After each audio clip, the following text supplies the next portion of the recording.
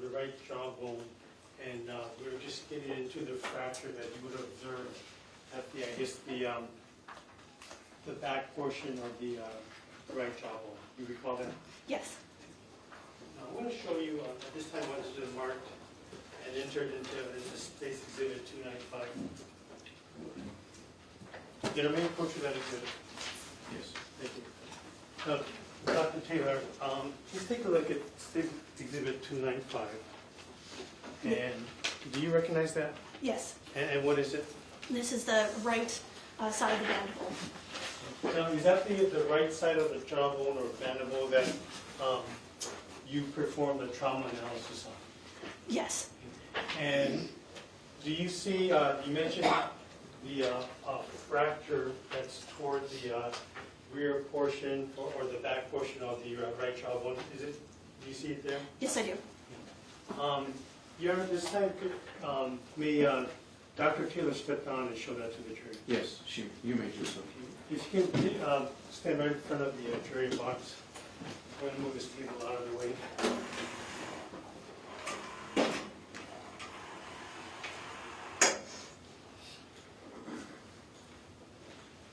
Okay, can you show the portion of the fracture that we were just discussing? This portion.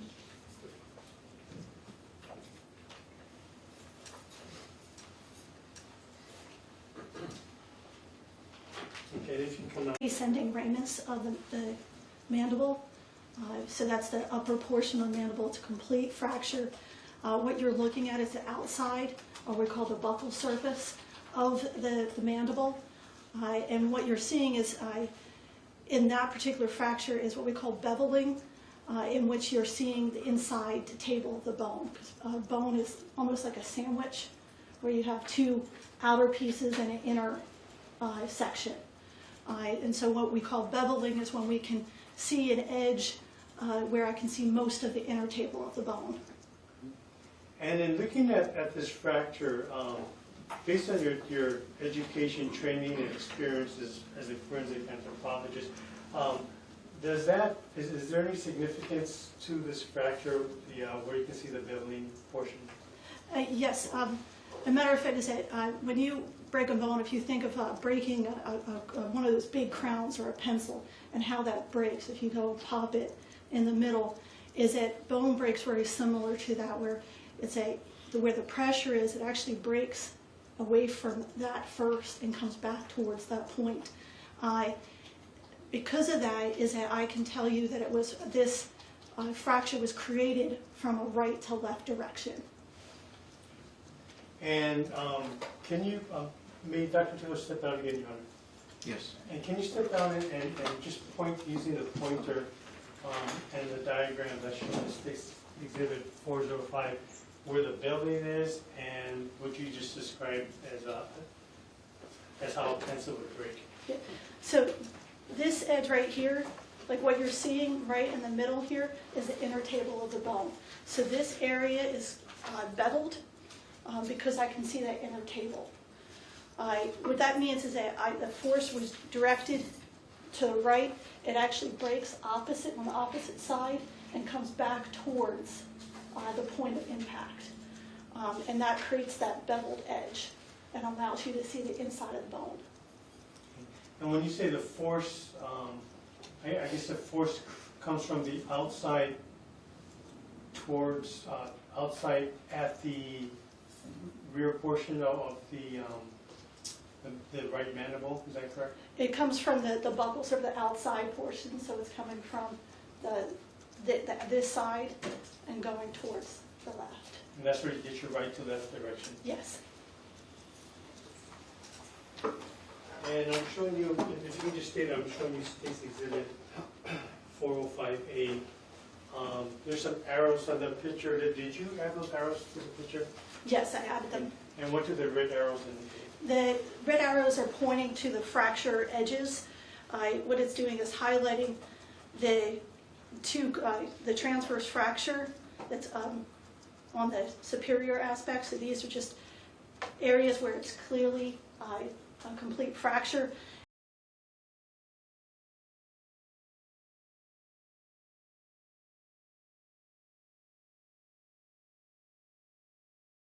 and highlighting the other side of that fracture is lower.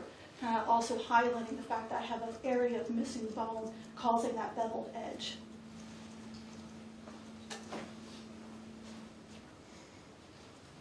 Next, showing you what has, what's in evidence as State's Exhibit 406. What are we looking at here? This is the inner or lingual surface of the mandible, so this is looking as if you're on the tongue side of the bone. I'm sorry, is this the same right jawbone or mandible that you just showed us, Yes, but the inside? yes. And what are we seeing here? This is showing the other side of that fracture. So the area that you saw that was higher is this margin right here that I'm pointing And at. you're pointing to the top right area of the photograph. Yes, this entire margin was that upper edge of the fracture that you saw on the previous photo. And showing you 406A. Again, there's some red arrows there. Did you add those arrows in? Yes. And what do they indicate?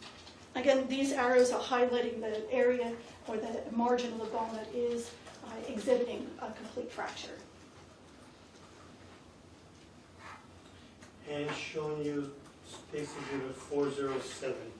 You see that there? Yes. Okay. And before we get into that, the Honor may approach State's Exhibit 294, which is in evidence. You may do so. Hey, Dr. Taylor, I want to show you State's Exhibit 294. And do you recognize what's in there? Yes, this is the left portion of the mandible. And looking at photographing State's Exhibit 407, what are we seeing here? It's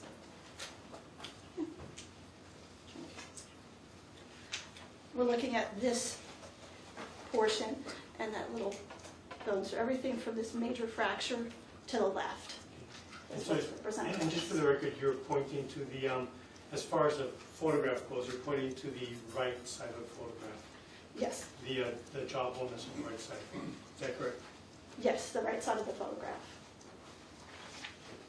And what fracture, if any, did you notice in this photograph? This is a complete parasymphysis, which just means it's just left of the midline in the region of what we call the symphysis, because the two jawbones actually join during childhood, and so you have a thickening of bone right there, and right in the midline, and it broke, fractured just left of that midline. And so when I guess when a child is first born, the mandible is not completely joined together in the middle? That is correct. And in this case, though, this mandible is already joined in the middle, is that correct? Yes. And can you show using the two pieces, these exhibits,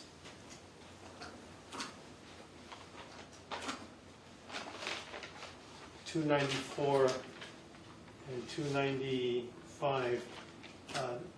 I'm not sure if you're able to show where it joins in the middle using these two. And if you can show it to the ladies and gentlemen.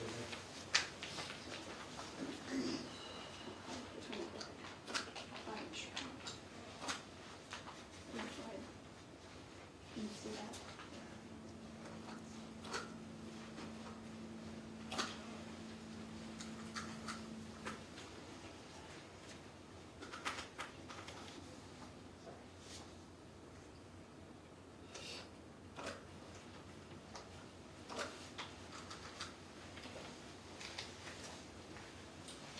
Now, with Dr. Taylor, with respect to the thickness of a jawbone compared to certain other areas of the body, where would you place the thickness of a jawbone? And starting first with the center portion or the mid portion of a jawbone that's been, I guess, an adult jawbone that's good.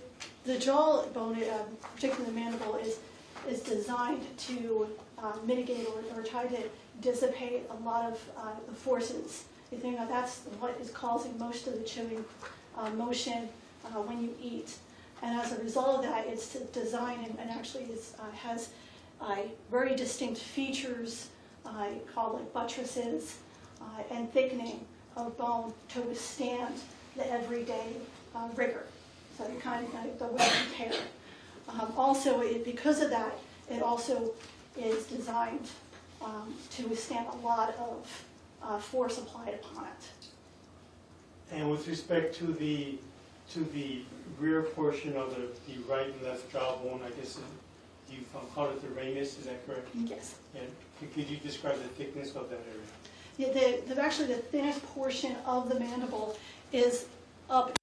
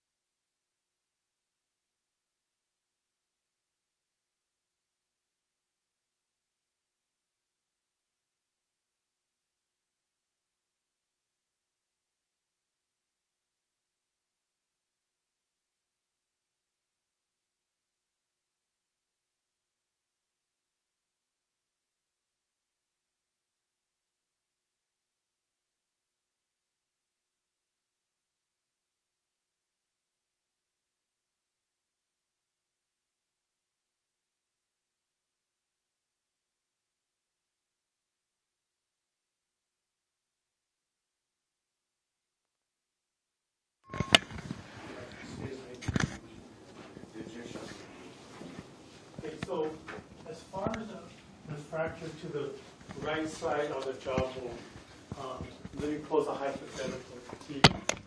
Would that be consistent with a person sitting in the driver's seat of their vehicle and another person sitting next to him or her on the passenger seat, and that person were to strike with blunt force the driver to the right side of their rear portion of their mandible or ramus? Object, leading, assumes not facts, not in evidence, lack of foundation. Yeah, there's a The hypothetical. objection is overruled. Okay, please answer that question. It is consistent with that scenario. And with respect to do you have an opinion as to what could be the cause of the fracture that you noted to the middle portion of the two pieces of jawbone that you analyzed? In my analysis is that I have a minimum of one impact, because with great enough force to the right side, you can have both that ascending ramus fracture on this side, the right-hand side, as well as a midline fracture if enough force is applied to the mandible in the back rear. Okay, So just so I'm clear about this, if the right side is struck with enough force, that can also cause a fracture to the middle portion of a person's jaw? Yes. Objection, foundation. You know, foundations are even. The objection is overruled. And showing you State's Exhibit 407A, did you place the arrows that are shown or depicted in this photograph? Yes. Okay. And can you tell us what the arrows represent? The red arrows indicate complete fractures in which the entire bone is compromised by creating separate pieces of bone. The black arrow indicates an incomplete fracture, so the bone's still intact but has a fracture line present in it. And the thicker yellow arrow is indicating the direction of force that would cause those injuries. And then, so the yellow arrow, is that the direction from right to left? That is. And with respect to the black arrow, you said that's an incomplete fracture, is that correct? Yes. Okay. Now, as far as the incomplete fracture goes, is it possible that that could be from another blow, or would that be from the same crack or the fracture that the three red arrows are depicting? It is most likely associated with that major fracture. And then you have, you do have one arrow that's on the left side of the photograph. You see there? A red arrow on the left side of the fracture. This one, yes. Right. And what does that arrow indicate? That's a complete fracture where there's actually a small piece of bone, a triangular shaped piece of bone that's separated. So the mandible is actually composed of 3 pieces.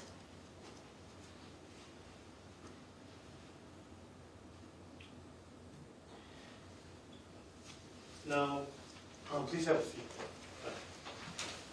And may I retrieve the evidence? Yes.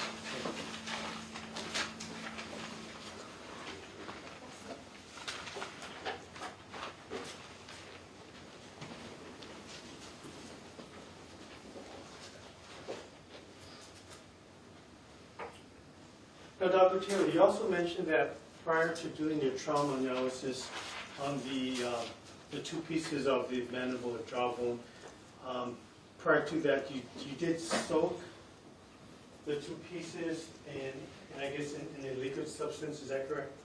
Yes. And what was that? It was just a warm tap water bath. And I think you mentioned that the purpose was to remove the soft tissue that was still attached to the 2 pieces, is that correct? That is correct. Now, before removing that, did you notice any type of odor when you first handled the 2 pieces of jawbone? Yes. And what odor was that, if any? That was what we call a decomp odor. Is very indicative of decomposition. And in your field, as a forensic anthropologist, I think you already mentioned that you had done some research and studies on decomposition, is that correct? That is correct.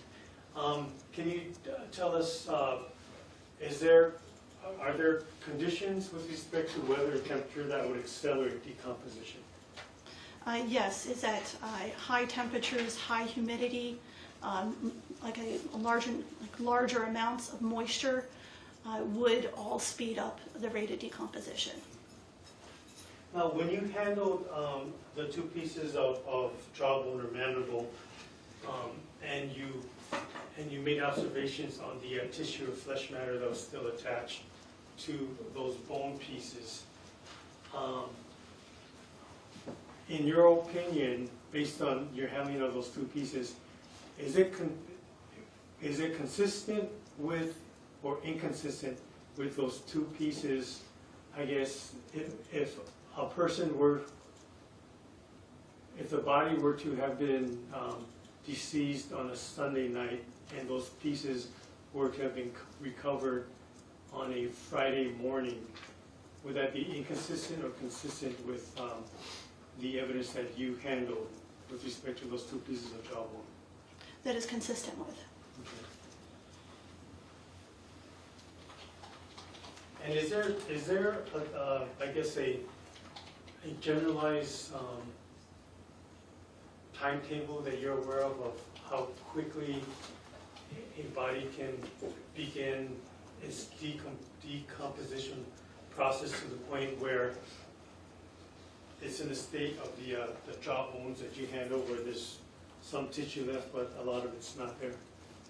That is in a state, at least the materials I was presented with are consistent with advanced decomposition.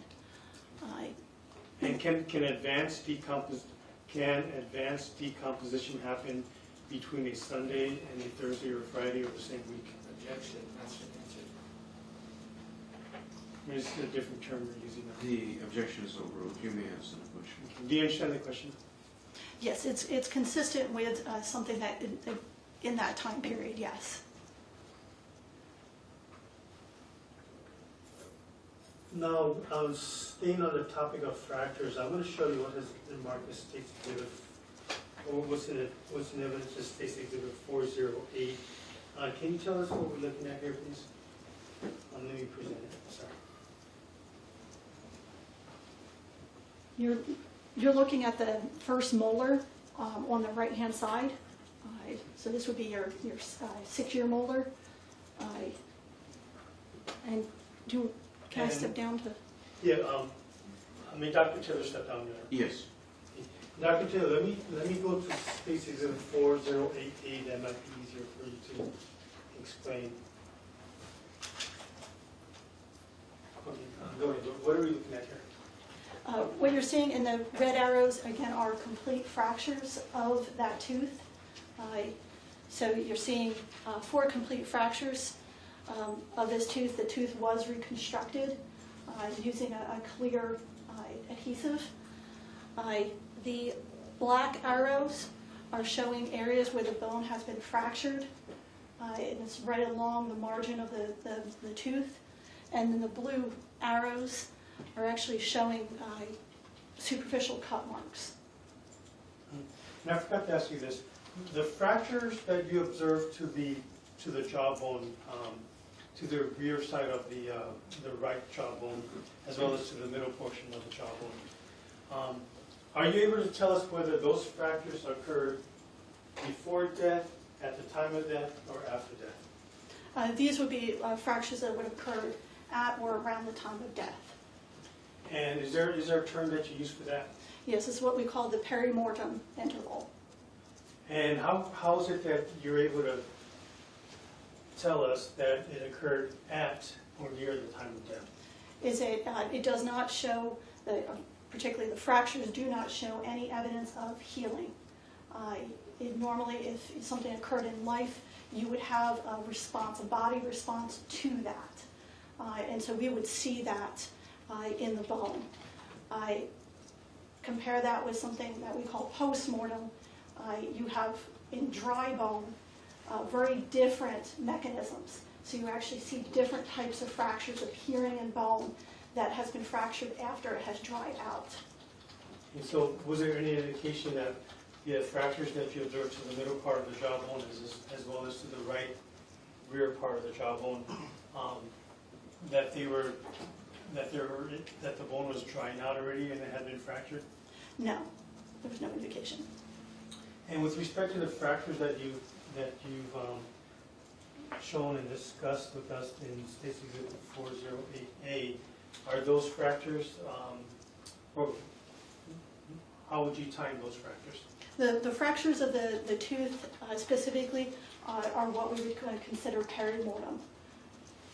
So how can you tell, looking at the tooth, how can you tell that a person wasn't biting a hard piece of candy and broke their tooth while they're still alive and looking at that fracture?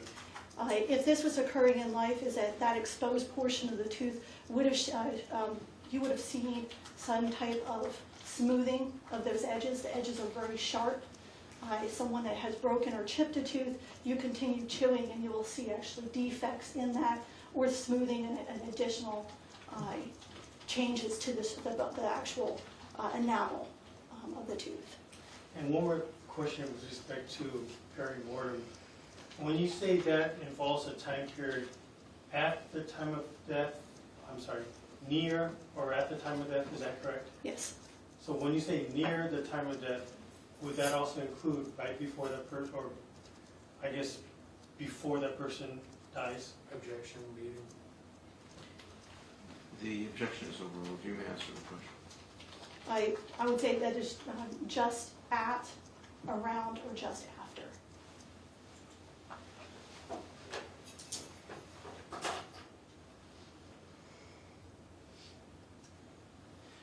Now, you also mentioned that the blue arrows were incised or cut marks, is that correct? Yes. And how are you able to tell that? They have a unique feature in which you have a depression in a bone that is linear and very narrow, linear, and smooth walls. So you can see like these, looks like kind of little divots out of the bone. Okay, now this is magnified up to, you call, how high you magnify this? This was, the image here is only to 10x Okay, 10. magnification under a dissecting scope. And when you make observations, we'll get into the cuts or the incised wounds a little later, but when you make observations to the fractures, are you looking at any of the fractures under any type of magnification? All of the fractures, or actually all of the defects in the mandible that I observed were done under magnification. Okay, by yourself? Yes. Okay, please have a seat.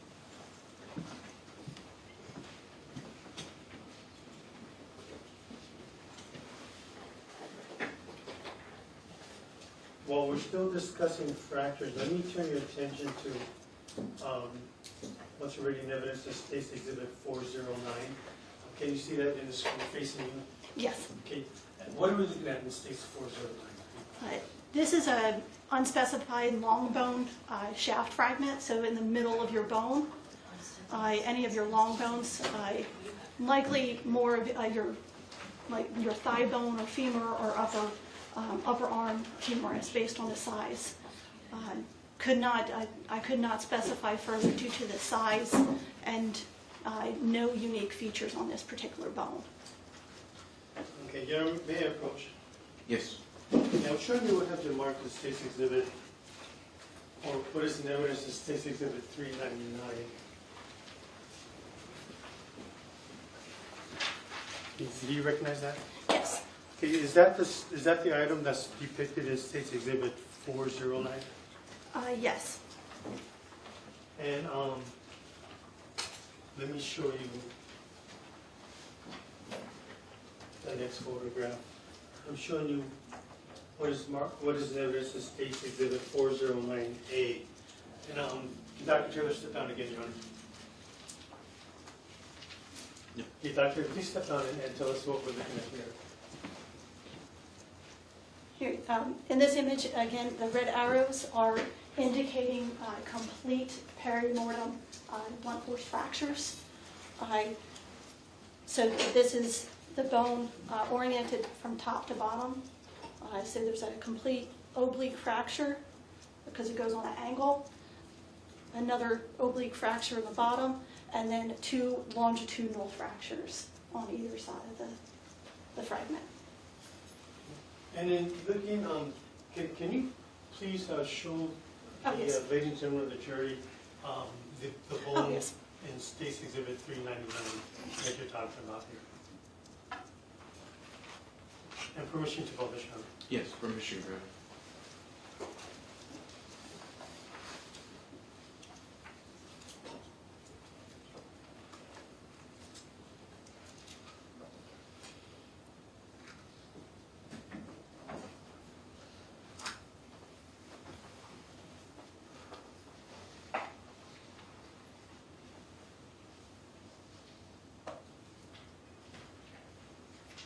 And Dr. Taylor, when you analyzed and inspected this bone, are you able to tell us what part of a person's body that this bone, well, first of all, is it a human bone?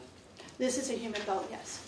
And are you able to tell us from which part of the body that bone would come from? And I'm going to refer to State's Exhibit 404, which is on the screen. It is likely that that bone fragment came from the mid shaft of either the femur, the thigh bone, or the upper arm, the humerus. And why do you say that? Based on the size and shape of that bone fragment, they're the only two bones that it could be in the body.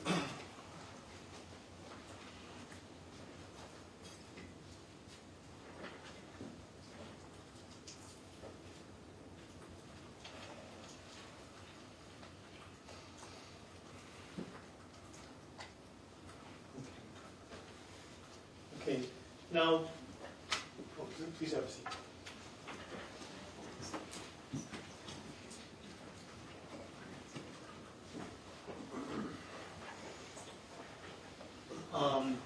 Now, other than the fractures, did you notice whether there are any, I guess, markings on the right side of the jawbone other than the fractures? There were several other markings on the right side of it. And were you able to count the number of markings that you noticed on the right side of the jawbone? Yes. And please tell us, how many markings did you count? 22 distinct markings in addition to the fractures. And where were these markings located on the right jawbone? They were located on the body of the mandible, both the outside surface as well as the inside surface. What I'm going to do right now is I'm going to show you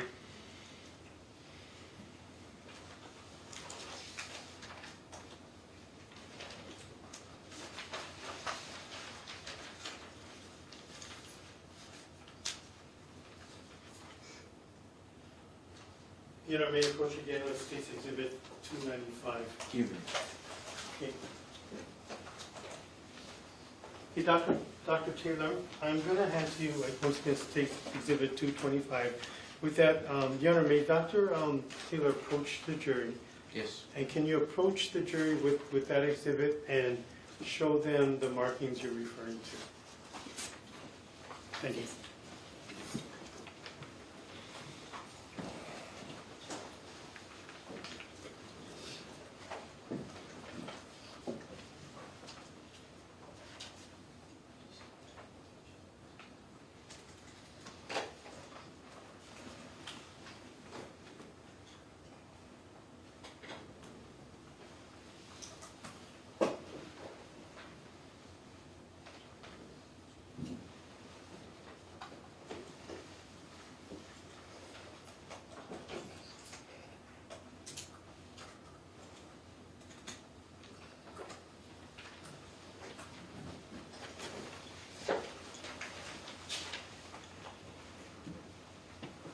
And Dr. Taylor, let's first start with State's Exhibit 410.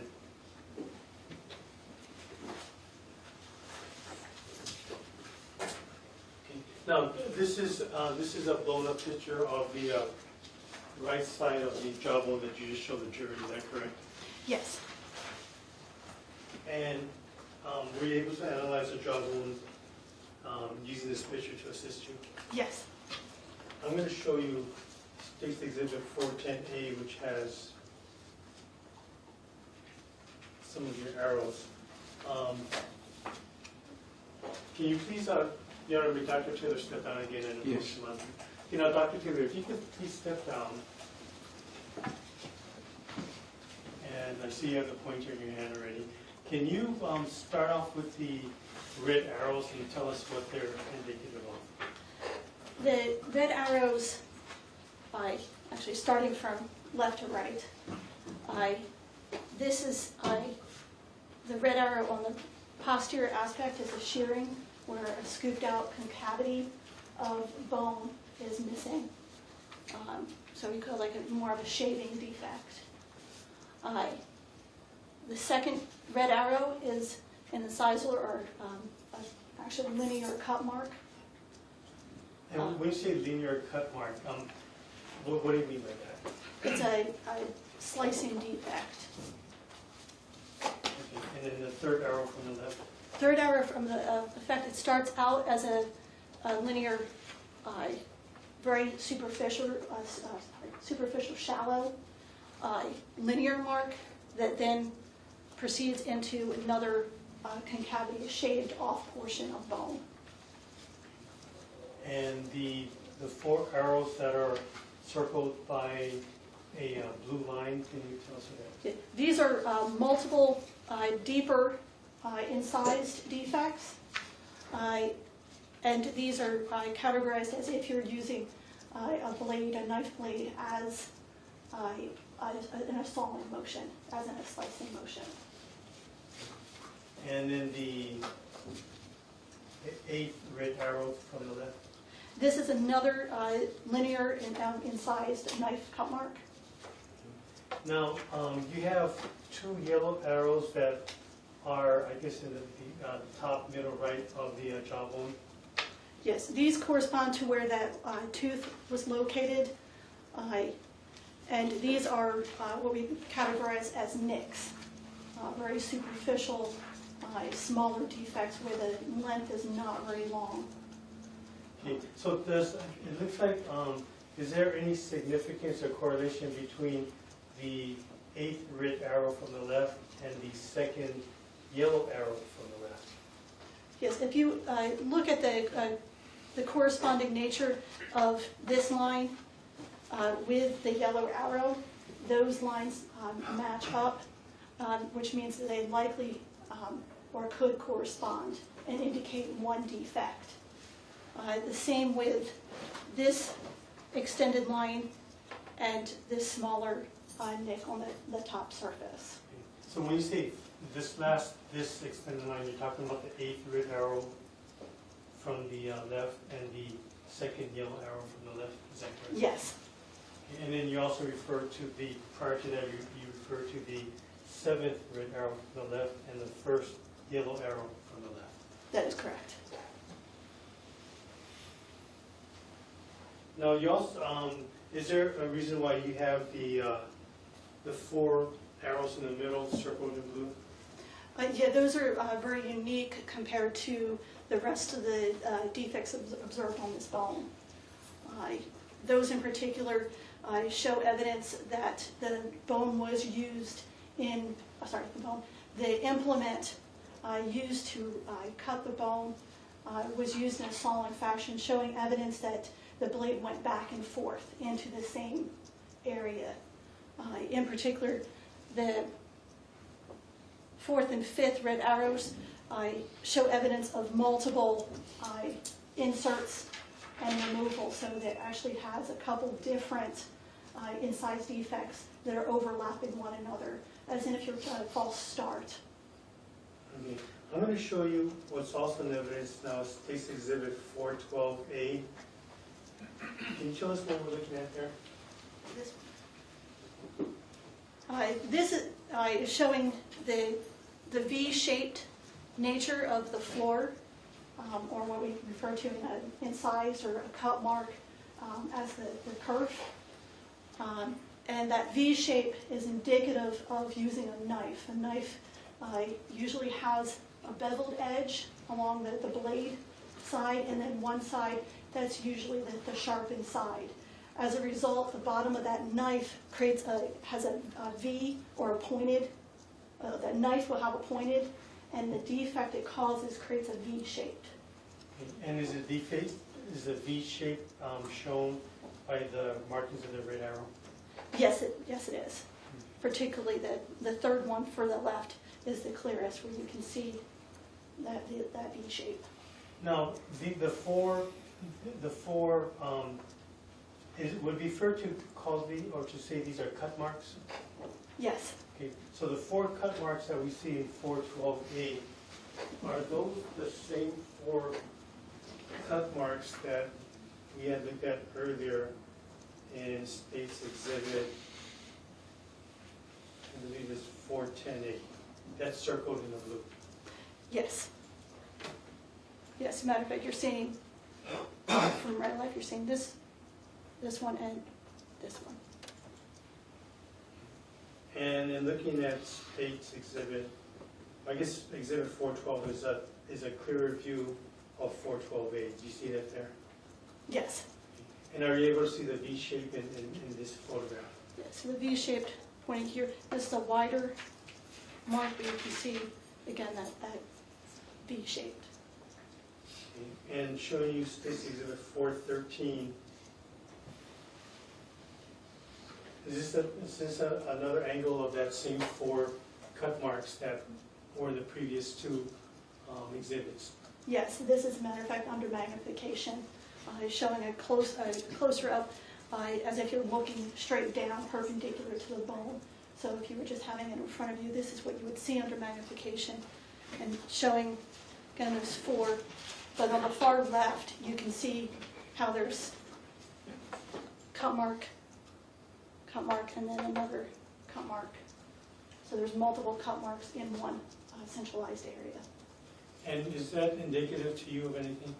Yeah, when we typically see these types of defects, especially the depth, and also showing false starts in which the blade was adjusted, repositioned over and over again, would it indicate using a knife as if it was a saw, and most commonly associated with the dismemberment or a disarticulation of the skeleton.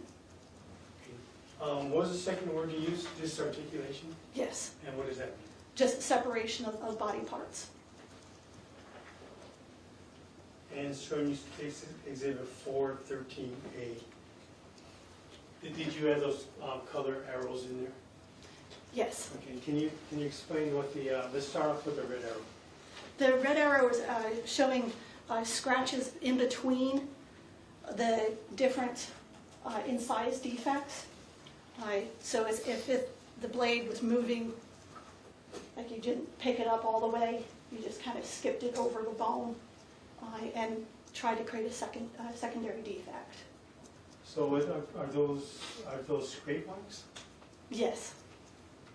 And what does the blue arrow signify? The blue arrow is actually pointing to the wavy nature of the top portion of the defect. So at the very edge of that defect has like a scalloped appearance to it, which would indicate a type of blade. Okay, and what type of blade did that indicate to you, Dr. Taylor, the wavy nature of the lines that's shown by the blue arrow? The patterning of those, that scalloping is more indicative of a serrated blade. And when you say serrated blade, is there a common blade that would come to mind, or common blade that would come to mind? The most common type of serrated blade is your steak knives. So if you think of a serrated edge or even that partial serration, is your steak knives. And then the last, there's a black arrow. You see that there? Yeah, the black arrow shows there's actually striations. These striations are perpendicular, and the striations would match the striations that you would see on the sharpened edge of the blade. And looking at those striations that's shown by the black arrow, is that consistent with any particular type of blade? Most commonly, if you see pattern striations, regardless of the size of the striations, are more indicative of a serrated blade. And is that depicted here? Yes. So that serrated blade, in your opinion, serrated blade is the cut mark that's shown with the black arrow is also consistent with a serrated blade? Yes.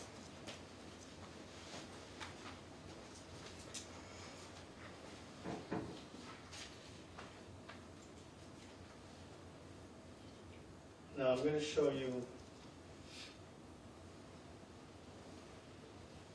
Space Exhibit 414.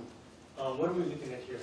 This First of all, which bone part are we looking at here? This is the outside surface of the right side of the mandible. Particularly if the corner of your chin, like what we call the going angle, is back here. Okay.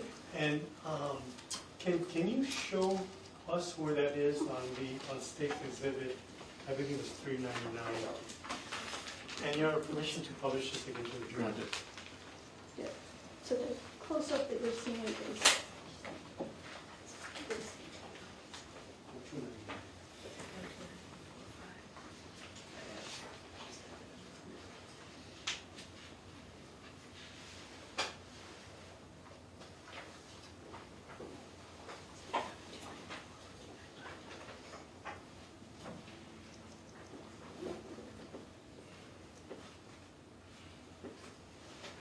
And on there, just for the record, I think I said the wrong exhibit number. This is exhibit 295.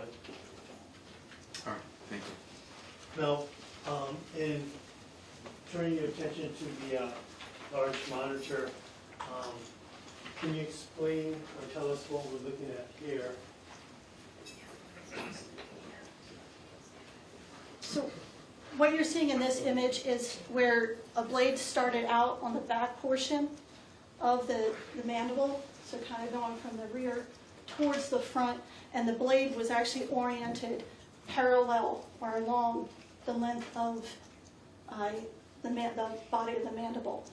By doing this is that you're creating a scooped out, you're actually shaving the outside edge of the bone off, creating a concavity or depression into the bone. So, you see a portion of the bone missing. Would that mean that prior to the removal of the bone, it would have been a smooth surface all the way through? Yes. And are you able to tell by looking at this, what you call a defect, are you able to tell by looking at this defect what type of instrument would be consistent with causing this? This image actually shows the striations that I was referring to in the previous much better, and actually shows a pattern to the striations where you have fairly uniform striations, and then you have these little skips, but you see it in a patterned fashion. So you can see pattern, skip. And these are indicative of a blade that is usually a little bit shorter. So in a serration you have pointy, like ones that are deeper or bigger, and ones that are smaller. And that's what you're seeing, this pattern in that striation across the bone, which is also more consistent with a serrated blade.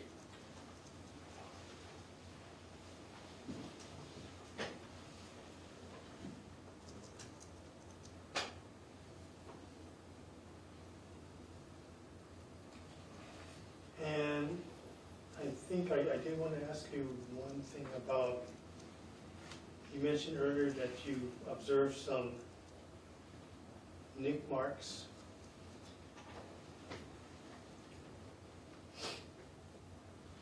The nick marks you observed, were they in the right side or the left side of the jawbone? The right side. And so I'm going to show you.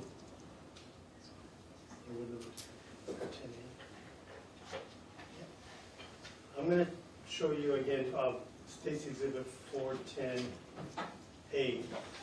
And can you show us where the nick marks are in this photograph? The nick marks that you're seeing on the outside of the bone, that buccal surface of the bone, is all grouped. These are right where your canine or first bicuspid in your jaw are located. Okay, so in the photograph we're looking at, that would be the 3rd, 4th, 5th, and 6th yellow arrows from the left, is that correct? That is correct. Now, how can you tell those are nick marks? Because they're shallow, so it means they're very superficial and short, but they are definitely a sharp forced incised defect. Now, Dr. Taylor, you said part of your, I guess, responsibilities or duties is to assist the medical examiner in determining the manner and cause of death. Is that correct? That is correct. And in doing this trauma analysis with respect to the right side of the jawbone at this point, are you able to tell us? Are you able to tell us, putting all of this into play, the totality of the cut marks that we're seeing here on the right side of the jawbone? Are you able to tell us what this is consistent with? Yeah, the combination of features that I am observing in this bone would be indicative of a defleshing or dismemberment, where you're having purposeful soft tissue removal as well as trying to break the bone. And what are the indicators to you that these defects on the bone are consistent with, let's start first with dismembering. Dismemberment is specifically the using a knife as a sawing instrument, seeing those deep cut marks. You would not typically get that if you were just doing soft tissue removal. So the fact that you're actually penetrating into the bone would be more indicative of a dismemberment situation. And in looking at, you don't have the remainder of the body or the skeleton, but in looking at this particular piece, are you able to tell what was trying to be removed or dismembered in this case? That would, yes and no. Yeah, and what is the yes portion? The yes portion is, Objections to foundation speculation. All right, well, let's have the opinion and the basis for the opinion. Do you have well, let me put some foundation in here. In your experience at the University of Tennessee as an instructor and as the assistant in the forensic anthropology division, as well as a forensic anthropologist for the government, have you seen these type of markings before yes, on human bone, yes, as well as human jawbone? yes. And based on that experience, what is your opinion as to what you see here on this jawbone? These superficial nicks are commonly associated with processing of remains in which you're removing soft tissue. When you get a grouping of nicks in certain regions where you know a large amount of muscle is attached, particularly this region of your mandible going across. You're pointing to the The lower base, yes. base of your jawbone? Yeah, you have a large amount of soft tissue that actually holds your entire bottom portion of your mouth intact. So when you see a lot of nicks in that area, are indicative of soft tissue removal. It's something that we would typically see in the training of new students, graduate students, in the cleaning and processing of human remains. When you say typically see in students, is that based on their lack of experience? Yes. Yes, but And with respect to, I guess what's shown in the third red arrow from the left, what is that indicative to you? that is also indicative of soft tissue removal. Now, were there any defects or wounds to the right jawbone that was on the inside? Yes. Okay, so let's go to that.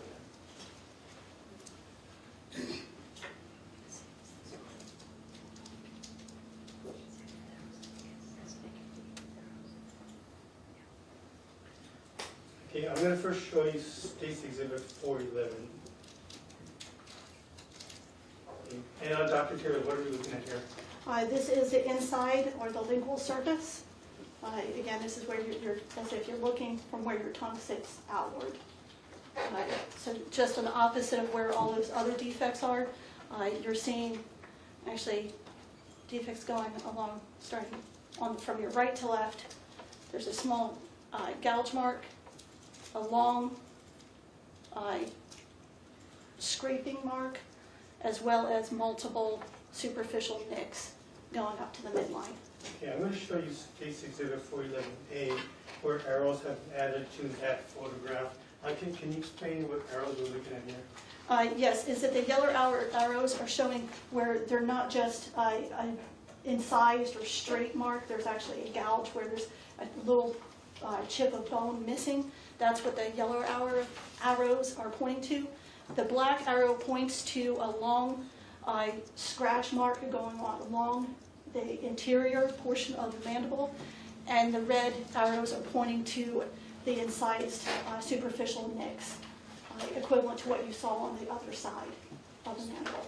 So, Dr. Taylor, based on your training, experience, and education, the combination of the defects or the wounds you see on the inside of the right jawbone, are they indicative to you of anything? Yeah, these are quite indicative of soft tissue removal, especially trying to remove the tissue on the bottom portion of your chin.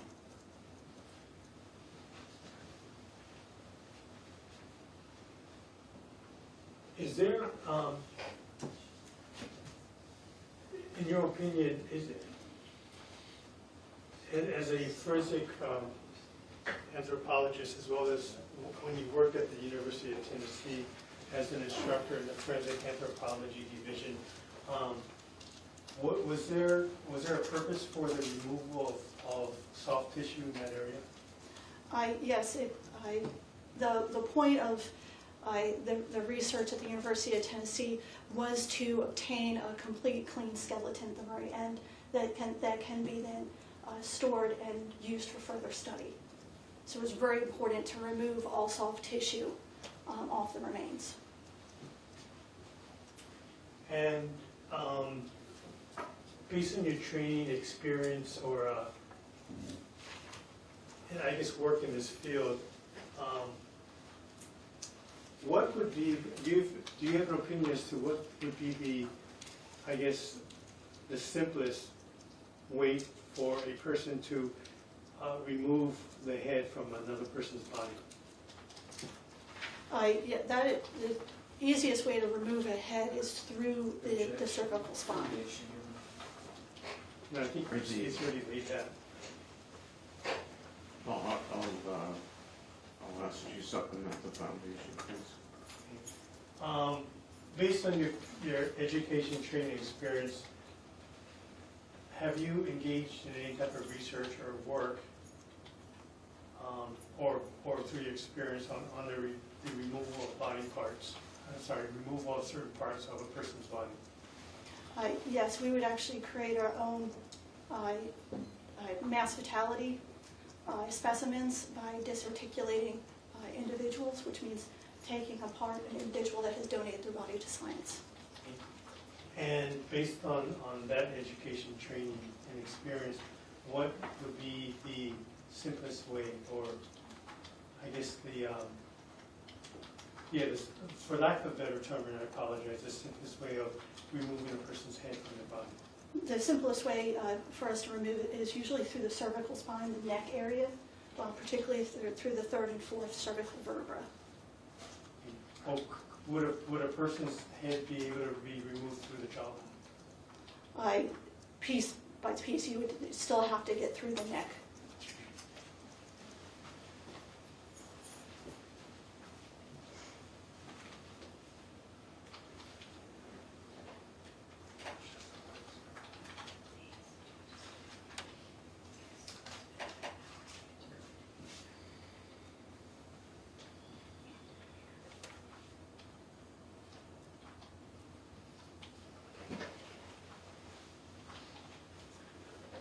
Are we going to take a break pretty soon? I'm going to go to If another area. this seems like an appropriate time, then we can. Yes. Okay, we'll take a recess at this time. So there's a recess.